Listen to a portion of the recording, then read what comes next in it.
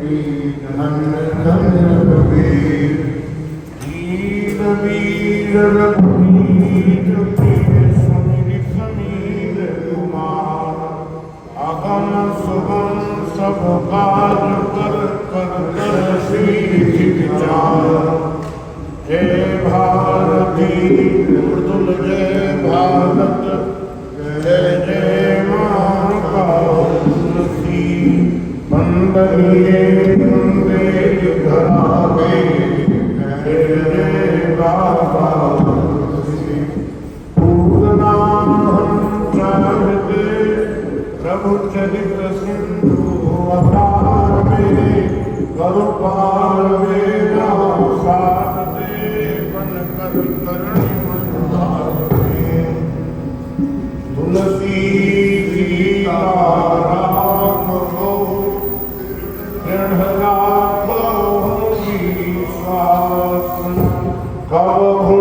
विगत नाम के राम कृष्ण के दास नेत सदा सुधीर की सहज दया के भाव जनन जनक प्रभु दास के जय श्री सीताराम।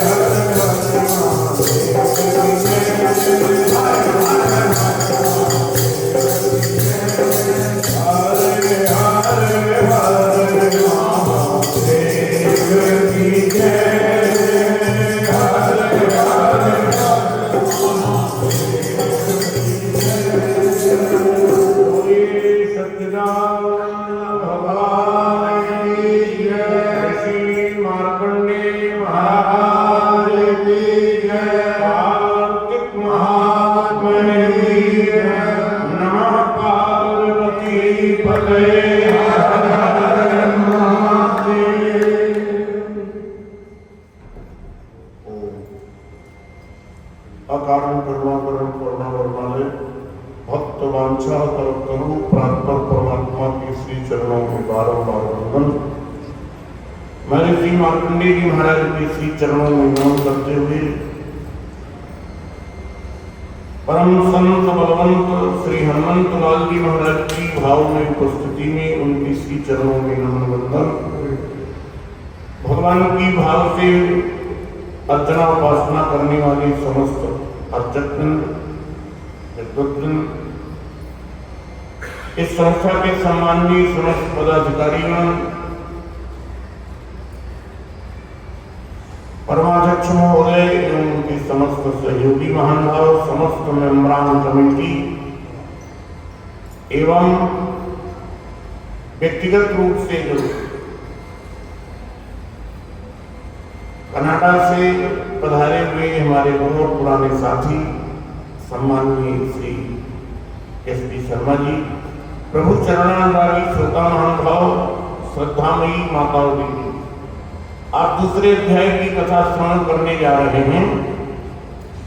पिछली कथा को स्मृति में लेते हुए जो नियमित कथाएं चलती हैं पौराणिक आदि, उसको पिछली कथा को भी याद रखना चाहिए। वैसे बड़ी कठिनाई है कथा को याद रख पाना, ये विचार करना। पड़ोसी ने पड़ोसी को कुछ कहा है तो 6 महीने तक जरूर याद रख लेते। ये हमारी बहनें बैठी है ना, बहू रानी ने कुछ कहा है तो वो निरंतर 1 महीना तो याद रखती है।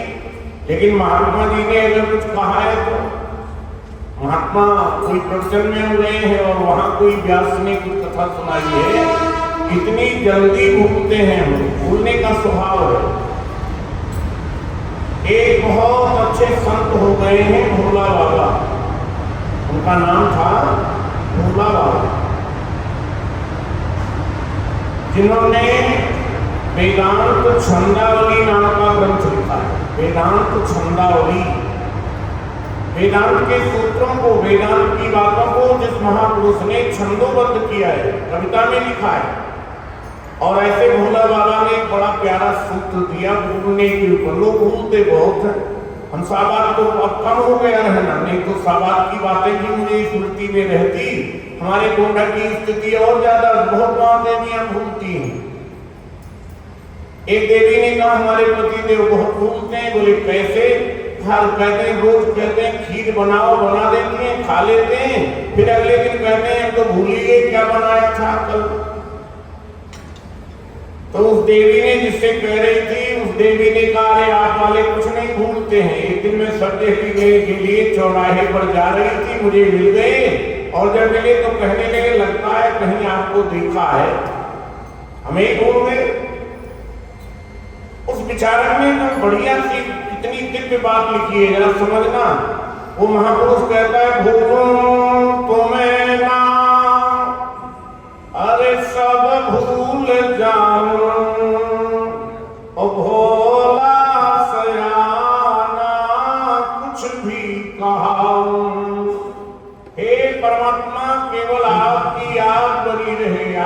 स्मृति बनी रहे और सब भूल जाए। अच्छा, जो आदमी भूलता है ना उसे लोग कहते हैं बड़ा भोला आदमी। या ये कहिए जो पिछले भूतकाल को, बीते हुए समय को हमारे यहाँ साहित्य में भूत कहा गया है। जब भूतकाल की बातों को ज्यादा स्मृति में रखेंगे तो कहेंगे भूत लग गया है, और जब भूत लगता है तो सयाने के पास ले जाना पड़ता है। इसलिए कैसी बढ़िया बात लिख रहे हैं, बोले भोला सयाना कुछ भी कहा। हे परमात्मा, आपकी स्मृति बनी रहे, हम लोगों की स्मृति में कथा रहे। आप जानते हो कि कल कथा सुन रहे थे, देव शर्मा नाम के जो ब्रह्मा हैं, वो देवी सत्यावती जो पूर्व जन्म में उनकी कथा भगवान सुना रहे थे सत्यभामा माता को, और कहते हैं कि तुम्हारे पिता की, तुम्हारे पति की मृत्यु हो गई, और मृत्यु हो गई तो वो देवी रोने लगी। रोना भी एक स्वभाव है, व्यक्ति रोते बहुत है। मरने के बाद में किसी की जब मृत्यु हो जाती है तो रोते हैं। अच्छा, मैं आपसे निवेदन करूं, ये रोते हैं तो क्या उसके लिए रोते हैं जो मर गया है? उसके लिए कभी नहीं रोते हैं।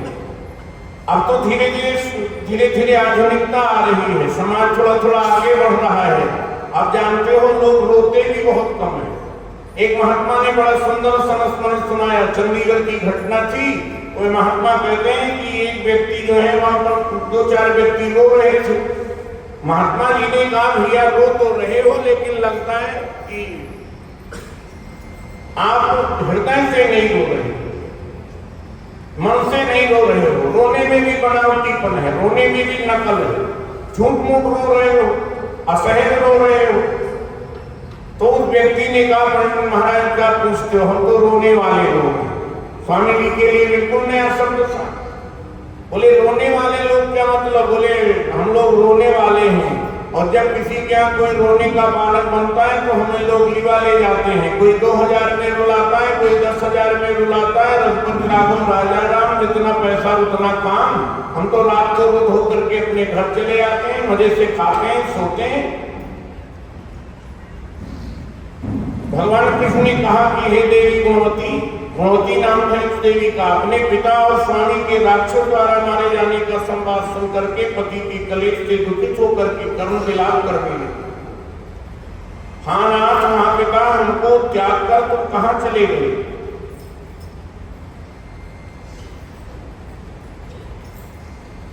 मैं अकेली हूँ, आप लोगों के बिना सहनी में क्या करूंगी? अब मेरे भोजन और वस्त्रादिकों की व्यवस्था कौन करेगा? घर में स्नेह पूर्वक पालन पोषण कौन करेगा? मैं कुछ भी नहीं कर सकती। मुझ विधवा की रक्षा कौन करेगा? ऐसा रुदन करने लगी, ऐसा विलाप करने लगी, रोने लगी वो गुणवती नाम की देवी, जिसके पति और पिता दोनों मारे गए हैं। इतना चित्रकूट में जब महाराज दशरथ के देहावसान की कथा प्रभु राम ने सुनी तो जानते हो मरण हेतु नेह विचारी, जैसे सुना तो प्रभु राम करुण क्रंदन करने लगे, बड़े जोर जोर से विलाप करने लगे। महाबली बाली जब मारा गया और ये समाचार जब उसकी पत्नी तारा को, भक्तिमती तारा को ज्ञात हुआ तो रामायण में लिखा है कि नाना विधि विलाप करी तारा, छूटे केस न दे संहारा। इतना रोने लगी है, मेरी व्यवस्था कौन देखेगा, कौन पालन पोषण करेगा? घर में स्नेह पूर्वक में सारा पालन पोषण की व्यवस्था कौन करेगा? मैं कुछ भी नहीं कर सकती। मुझ विधवा की रक्षा कौन करेगा? मैं कहाँ जाऊं? कौन मेरे दुख को दूर करेगा? कहाँ रहूं? क्या करूं? हाँ देव, मुझ पर ऐसा कोप हुआ है, अब कैसे जीऊं? भगवान कृष्ण ने कहा कि इस तरह रोती हुई मृगी की तरह व्याकुल होकर अपनी को भाग्यहीन, असुखी और आशाहीन, जीवनहीन कहती हुई वो बोली कि अब मैं किसके शरण में जाऊं? तत्पश्चात बाइक से आहत केला के वृक्ष की तरह पृथ्वी पर गिर पड़ी। अधिक देर बाद में होश में आई, फिर अत्यंत करुण विलाप कर विकल होकर के शोक महासागर में डूब गई। अपने घर की सारी वस्तुएं बेचकर सावधानी के साथ उसने अपने पिता और पति की यथाशक्ति श्राद्ध आदि किया। मरने के बाद में हमारे यहाँ दशगात्र होता है। और्ध्वदैहिक क्रिया जिसे कहते हैं, और्ध्वदैहिक क्रिया शरीर को पिंड बिगाड़ने के बाद में, शरीर को जलाने के बाद में सूतक लगता है और सूतक निवृत्ति तक जो पिंड आदि दान दिया जाता है, इस कर्म को और्ध्वदैहिक क्रिया कहते हैं और करना चाहिए। श्रद्धा के द्वारा करना चाहिए। बाबू मैथिली शरण गुप्त ने लिखा है अपने साहित्य में, श्रद्धा से है श्राद्ध नहीं हो कुछ आडंबर। श्रद्धा से है श्राद्ध नहीं हो कुछ आडंबर, और तुम्हें कहो क्या कमी करो जो आज करें कहें श्री गुरुवर। इस श्राद्ध शब्द जो है ना, ये श्रद्धा से प्रतिपादित हुआ है, श्रद्धा से इसका संपादन हुआ है।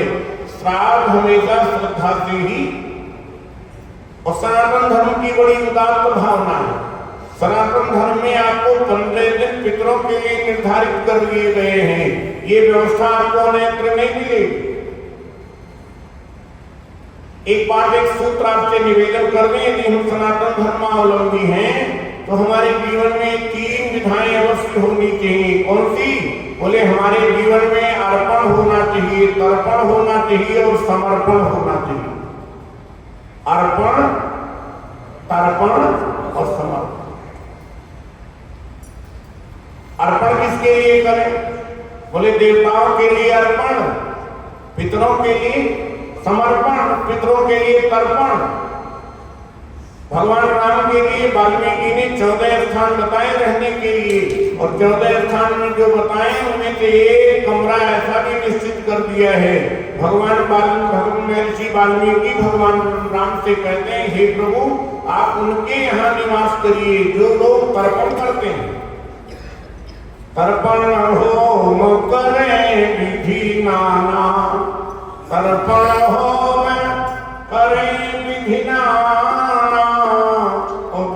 प्रजवाय दे बहुदाना। तर्पण होम करहि विधि नाना। विधि विधान से जो तर्पण करते हैं, प्रभु आप उनके हृदय में निवास करिए। और हमारे देश का तो पक्षी भी तर्पण करता है।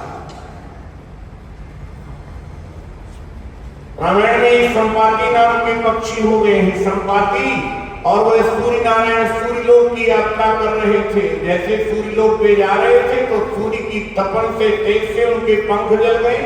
तेज न सही तक सो फिर आवा, मैं अभिमानी रवि आवा, और जरे पंख तेज अपार। संपाति के पंख जल गए, और जब पंख जले तो बेचारे जमीन पर गिर गए। इनको देहाभिमान था, और सूर्य नारायण ज्ञान कभी भी अहंकार अभिमान को लेकर के ज्ञान की समीप में जाया ही नहीं जा सकता है।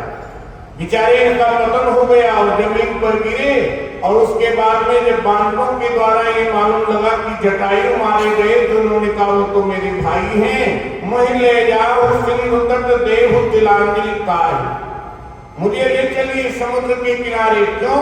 बोले मैं अपने भाई को तर्पण कर दूं। हमारे देश का पक्षी भी कितना जागरूक है तर्पण करने के लिए। आज तो बड़े भौतिकवादी लोग हो गए हैं, बड़े आधुनिक हो गए हैं। लोग कहते हैं महाराज ये तो लोग पंडितों ने बना ली श्राद्ध आदि की व्यवस्था। ऐसा नहीं। संस्कृत के साहित्य को जब आप पढ़ेंगे, संस्कृत के विद्वानों ने लिखा है जिसके यहाँ तर्पण नहीं होता है, जिनके यहाँ देवताओं के लिए अर्पण नहीं होता है, स्वाहा सुधा शब्द विवर्जिता, जिनके यहाँ स्वाहा शब्द नहीं बोला जाता है, पितरों के लिए स्वधा शब्द कभी नहीं बोला गया है। जानते हो विप्र जो है जिनके यहाँ पर यज्ञ नहीं हुआ, बोले शमशान, इतनी कड़वी बात कही। बोले वो घर नहीं है, न विप्रपालो नव कर्दमानी, स्वाहा स्वधा शब्द विवर्जितानि, शमशान तुल्यानि गृहाणि तानि। उसका घर तो घर नहीं, शमशान की तरह उसका घर है, जिनके यहाँ देवताओं के लिए स्वाहा और पितरों के लिए स्वधा शब्द उच्चारण नहीं हुआ है। श्रद्धा से श्राद्ध शब्द निर्मित हुआ है। मरणोपरांत व्यक्ति को बड़ी श्रद्धा से उसके ऊर्ध्वदेही क्रिया को करना चाहिए, दशगात आदि के विधान को करना चाहिए।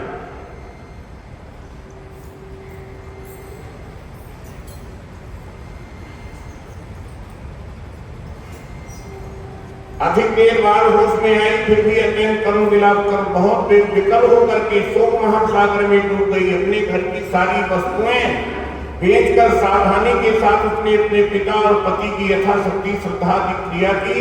उसके पश्चात उसी पुरी में निवास करती हुई विष्णु भगवान के भक्ति में तत्पर होकर शुद्ध तथा शांत स्वभाव से अपने इंद्रियों को अपने वश में करके वहीं रहने लगी।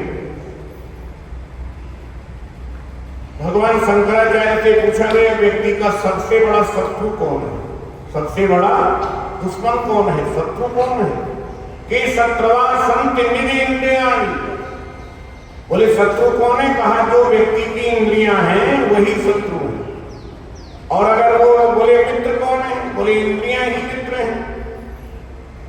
बोले आप तो शत्रु बता रहे हो। बोले नहीं, अगर वो बस में कर ली जाए तो हमारी इंद्रियां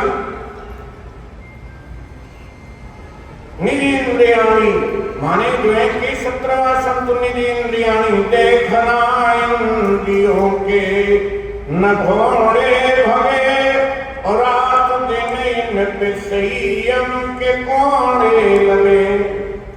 अपने रथ को सुमारग चलाते चलो, कृष्ण गोविंद गोपाल गाते चलो।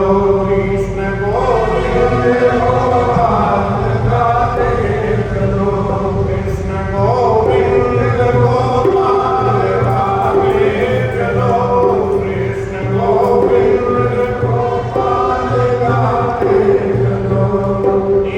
प्रयागराज के बहुत अच्छे विद्वान हो गए हैं भैरव प्रसाद, बड़े अद्भुत विद्वान हुए संगीत के साहित्य के। उन्होंने बड़ी बढ़िया बात लिखी है। उन्होंने कहा डोरी कर में सजग संभल कर लेना रथ वाले। डोरी कर में सजग संभल कर लेना रथ वाले। तेरे रथ में 5 हैं तो 5 पथ वाले। तू ऐसे रथ पर बैठा हुआ है जिसमें 5 घोड़े जुड़े हुए। 5 घोड़ों के रथ पर बैठकर तू अपनी यात्रा कर रहा है। ये घोड़े कौन है? बोले इंद्रियां। डोरी कर में सजग संभल कर लेना रथ वाले। तेरे रथ में 5 हैं तो 5 पथ वाले। यदि 5 का लक्ष्य बनेगा अपने अपने पथ का। अजा रथ में जो घोड़े जुड़े, एक पूरब की तरफ मुंह किए खड़ा है, एक पश्चिम की तरफ मुंह किए खड़ा है, एक उत्तर दक्षिण वायव्य नैऋत्य जिस भी कोण में खड़ा है।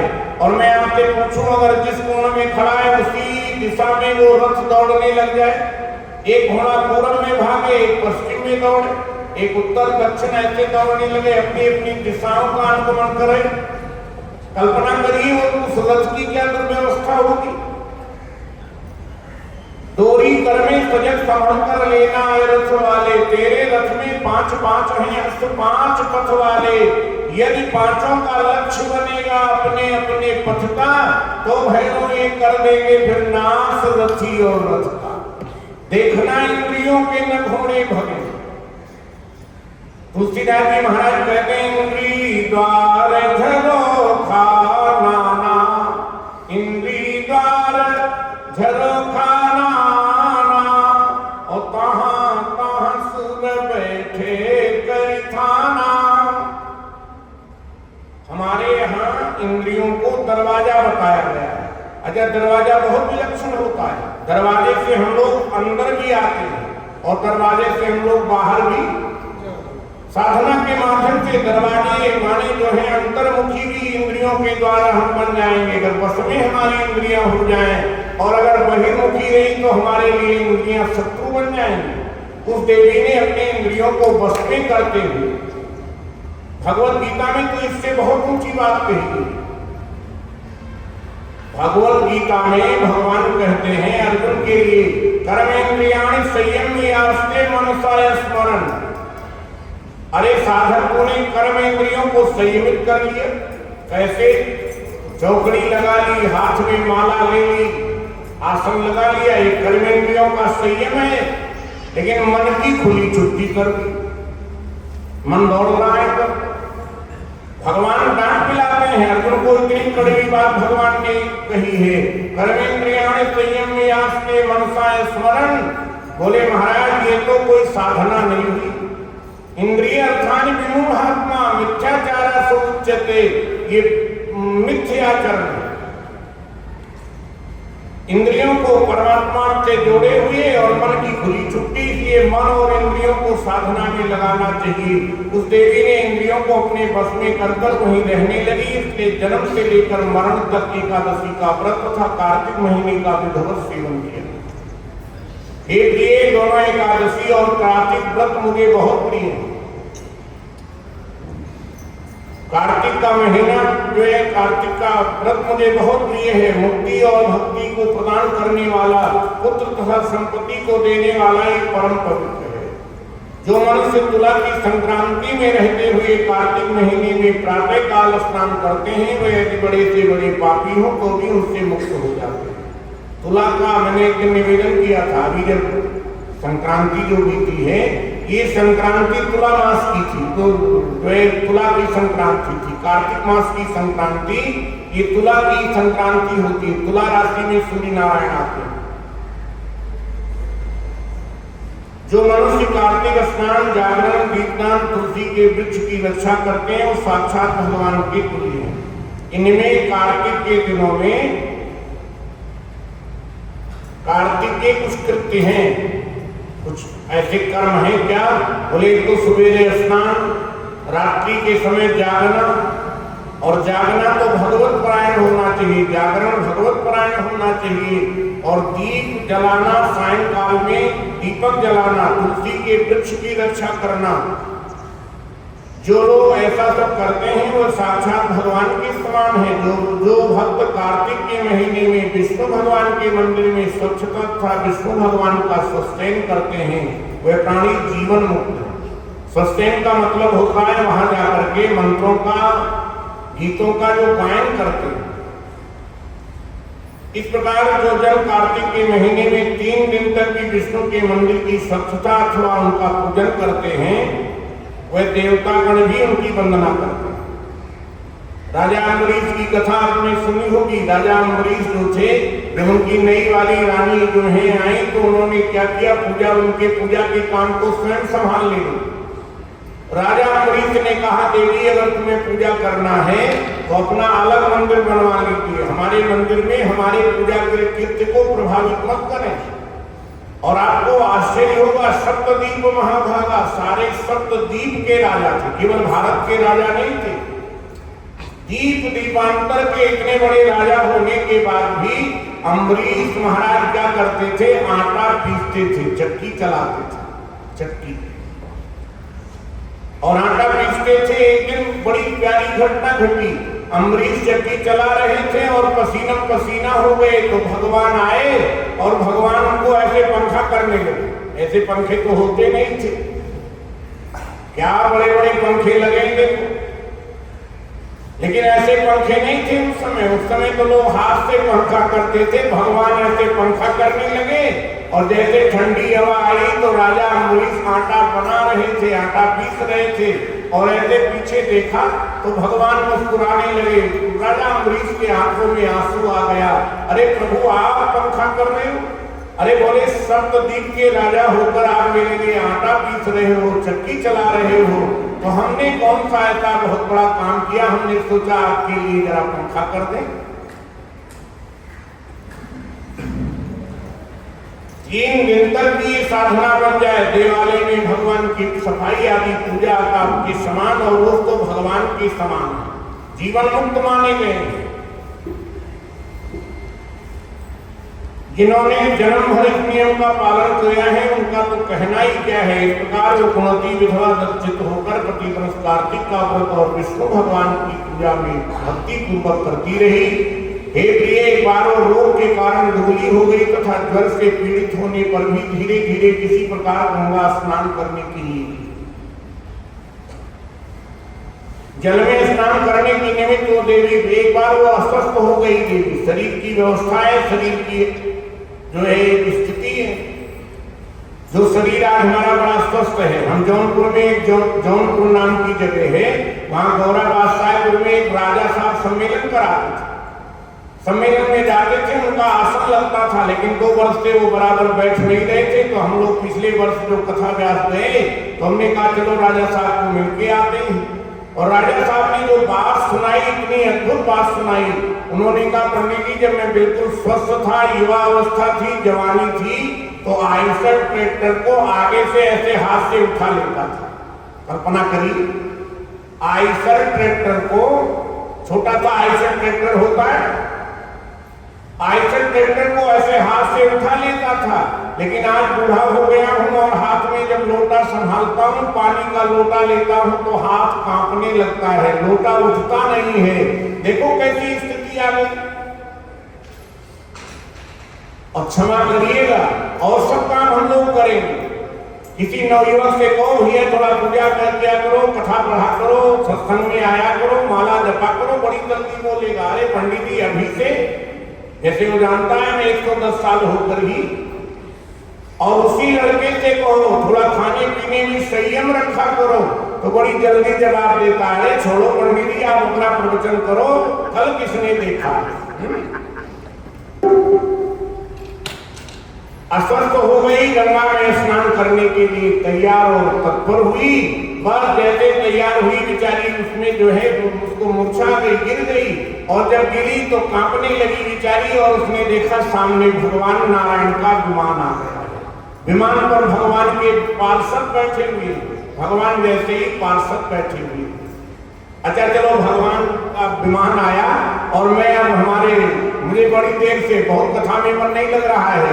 हमारे मित्र हमारे जो है वो एसपी शर्मा जी, जो दैनिक नित्य दोनों समय आकर के बाबा के दरबार में हाजिरी देते थे, और अब यहाँ दूर देश में जाकर के, विदेश में जाकर के भी, और यहाँ की परंपरा को जिन्होंने जीवित रखा है, मैं हृदय से साधुवादी हूँ ऐसे व्यक्तित्व के लिए, जो कनाडा में जाकर के भी वहां भी भगवान की संकीर्तन से जुड़े हुए हैं। और रोज जो भजन बड़ा भगवान ने बड़ा सुरीला कंठ दिया है, और अगर कंठ के साथ हृदय से जब व्यक्ति गाता है तो वो साधना बन जाती है। भाई शर्मा जी से हम आग्रह करेंगे एक सुंदर सी भजन की प्रस्तुति, और उसके बाद में फिर कथा का विश्राम होगा। सम्माननीय शर्मा बोले शंकर भगवान की जय, ऋषि मार्कंडेश्वर महाराज की जय, सच्चियां जो तवारी महाराज भोले बाबा से जिनका संबंध है, उनके घर में आनंद ही आनंद है। भोले बाबा से जिनका संबंध है, उनके घर में मेरे बाबा से जिनका संबंध है, उनके घर में आनंद ही आनंद है। मेरे बाबा से जिनके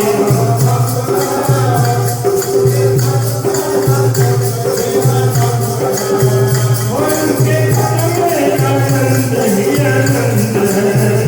उनके घर में आनंद ही आनंद है।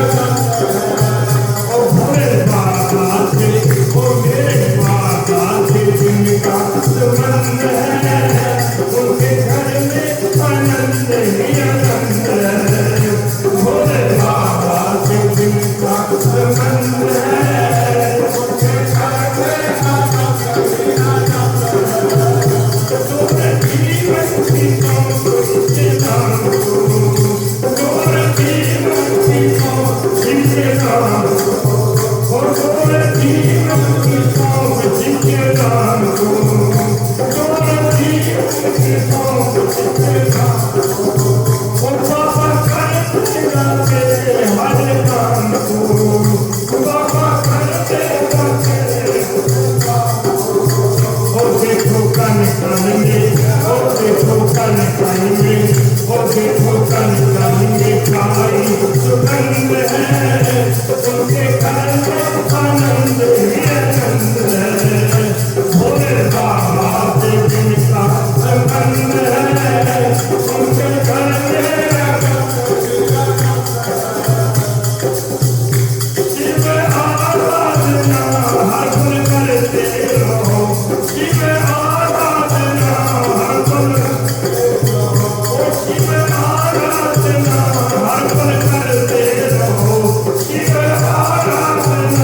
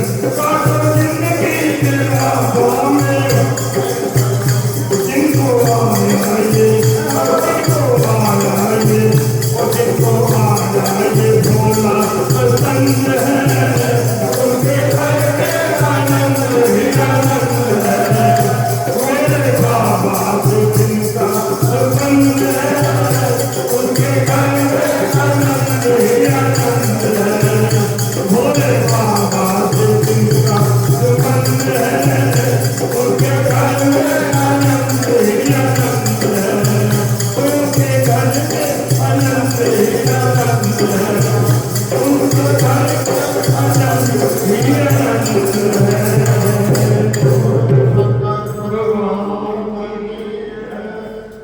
बहुत बहुत धन्यवाद। एक विचारक ने लिखा है, मानव ही पुकार सकता है हे प्रभु हम आपके हैं और आप हमारे। स्वामी राम सिद्धार्थ जी लिखते हैं, मानव ही पुकार सकता है हे प्रभु हम आपके हैं और आप हमारे हैं। इसलिए मनुष्य को थोड़ी थोड़ी देर बाद पुकारते रहना चाहिए, हे प्रभु हम आपके हैं और आप हमारे हैं। ये संबंध नाता केवल कोई ना कोई नाता हमारे जीवन में हो जाए। बड़ा प्यारा बड़ा सुंदर सा हृदय को स्पर्श करने वाला भजन प्रस्तुति सम्माननीय शर्मा जी ने दी। बहुत बहुत हृदय से साधुवाद धन्यवाद। उस देवी ने देखा सामने भगवान का विमान आ गया है, उस पर भगवान के पार्षद बैठे, परमात्मा जैसे ही साधु की मुक्ति को पाए हुए विमान पे बैठे हुए उनको देखा कि शायद परमात्मा स्वयं पधार गए। उस देवी को उन पार्षदों ने भगवान के गणों ने उनको बिठा करके विमान में वैकुंठ लोक को ले गए। गुणवती प्रज्वलित अग्नि की शिखा की तरह विमान में बैठी हुई एकमात्र व्रत के प्रभाव से मेरे समीप भगवान कहते हैं उस समय तुम मेरे समीप आई। इसके तदनंतर ब्रह्मादि देवता भी प्रार्थना करने पर भी इस लोक में मैं जब आया तो मेरे गण भी मेरे साथ आए। कहते हैं मैं साकेत में वैकुंठ में जिसकी की चर्चा भगवत गीता में है, यद्गत्वा न निवर्तन्ते धामं परमं तद्भासते सूर्यो न शशांको न पावकः। जहाँ सूर्य का प्रकाश नहीं है, एक दिन सूर्य नारायण आ जाए अंधेरा छा जाएगा, लेकिन जहाँ स्वयं प्रकाश परम प्रकाश रूप दिन राति ऐसे लोक में भगवान निवास लेते हैं। लेकिन जब अनाचार अत्याचार पापाचार बढ़ा देवताओं ने पुकार की, भगवान कहते हैं मैं आया, और जब मैं आया तो हमारे सभी गण भी हमारे साथ है। ये भामनी समस्त यादव मेरे ही गण हैं। देव शर्मा नामक विप्र जो पूर्व जन्म में तुम्हारा पिता था वही जन्म में सत्रजित होकर के यहाँ आए। जो पूर्व जन्म में तुम्हारे पति चंद्र शर्मा थे वही अक्रूर हुए और तू ही वो गुणवती है। कार्तिक व्रत के पुण्य से ही तुम मुझे अत्यंत प्यारी है। सुबह मेरे जन्म में पूर्व जन्म में मेरे मंदिर के द्वार पर तुमने तुलसी का बगीचा जो लगाया था उसी के प्रभाव से तुम्हारे घर में कल्प वृक्ष शोभायमान। पूर्व जन्म में तुमने कार्तिक में दीपदान किया था, इसी कारण तुम्हारे शरीर की शोभा और कांति एवं तुम्हारे घर में साक्षात लक्ष्मी निवास करती हैं। उस जन्म में तुमने जो व्रत आदि किया था इसी पति स्वरूप भगवान के लिए अर्पण किया था और उसी की फल से तुम मेरी प्रिय भार्या बनी। पूर्व जन्म में आजीवन तुमने नियम सहित कार्तिक का व्रत किया था, उसी से कभी भी हमारा तुम्हारा वियोग नहीं होगा। इस प्रकार जो प्राणी कार्तिक का व्रत करेंगे सब मेरे समीप रहेंगे और तुम्हारे ही समान मुझे प्रिय होंगे। यज्ञ दान व्रत तथा तपस्या करने वाले मनुष्यों को जो फल प्राप्त होता है वह कार्तिक के व्रत के पूर्ण फल के 16वां भाग भी नहीं होता। यज्ञ आदि बहुत बड़ा सत्कर्म माना गया। अच्छा, भगवान से पूछा गया, जब गीता में अपनी विभूति भगवान बता रहे थे मैं ये हूँ, तो ये पूछा ये बताइए प्रभु यज्ञों में कौन सा यज्ञ हो? भगवान ने बड़ी अद्भुत बात कही। भगवान ने कहा यज्ञानाम जब यज्ञोस्मि, जो व्यक्ति यज्ञ करता है जानते हो जो नाम जप रहा है वो यज्ञ कर रहा है। आप बैठ के कथा सुन रहे हैं, कथा तो सुन ही रहे हैं, लेकिन बहुत बड़ा यज्ञ कर रहे हैं। ये कौन सा यज्ञ है? यहाँ न साकल्य है, न सामग्री है, न वेद मंत्र है, तो यज्ञ कैसे हुआ? बोले ये ज्ञान यज्ञ। कभी कभी श्रीमद् भागवत की कथा जब होती है तो आप देखो उसमें लिखा रहता श्रीमद् भागवत महापुराण ज्ञान यज्ञ। ये ज्ञान यज्ञ है। यज्ञानाम यज्ञोऽस्मि। भगवान से पूछा गया प्रभु खाते क्या हो? तो कहते हैं भूतारम एकतक्षाम सर्वलोक महेश्वरम। ये नियम पूजन आदि जो किया जाता है ये महाराज 16वां भाग भी नहीं होता। सूती ने कहा इस प्रकार सत्यभामा श्री कृष्ण भगवान से अपने पूर्व जन्म संबंधी उनके प्रभाव का वृतांत सुनकर प्रसन्न हुए तथा सारे संसार के आदि कारण भगवान श्री कृष्णचंद्र जी को प्रणाम करके बोली। अब क्या बोली है ये आपको कल सुनाएंगे। आज की जो प्रसाद की सेवा है वो भाई प्रदीप जी शर्मा। हम आपको बताएं जब 1978 में हम आए थे और जहाँ पर एक कमरा होता था, एक कमरा, तो यहाँ एक जो है कॉलेज की तरफ से एक कैंप लगाया गया था और उस कैंप में सब लोग सेवा करने के लिए वहाँ के विद्यार्थी सब आए थे और उसमें भाई प्रदीप जी भी आए थे। ऐसे सब लोग आए थे। मैं निवेदन करूं और वो समय और आज का समय आप सर्विस में गए, प्राचार्य रहे और उसके बाद में फिर आप सेवानिवृत्त भी हुए। ऐसा समय बीतते देर नहीं लगा, लगता है जैसे कल की घटना हो। आज की प्रसादी सेवा मुझे 3-4 दिन की ये सेवा एक स्मृति में रहती है। प्रतिवर्ष आपके द्वारा प्रारंभिक में सेवा प्रसाद की जाती है और उनकी जो सहधर्मिणी है मैडम अनीता शर्मा, आपसे निवेदन करें इस समय 4 बजे इधर से पूजा पाठ करके इधर से भगवान को दूर से प्रणाम करने आते हैं तो उस बहन को देखता हूँ राम जी के दरबार में सेवा कर रही होती हैं। मन हृदय से भर जाता है भाव से। ऐसी भावना सबकी बनी रहे। ऐसी भगवान के चरणों में, मार्कंडेय बाबा के चरणों में निवेदन करते हुए इनकी श्रद्धा भक्ति उत्तर बढ़े, खजाने भरे, ऐसी मंगल कामना है। श्री पद्म पुराण श्री कृष्ण सत्या संवादे भाषा टीका के कार्तिक महात्म में 2 अध्याय। जय श्री राम जय जय श्री राम जय श्री राम जय श्री राम जय श्री राम जय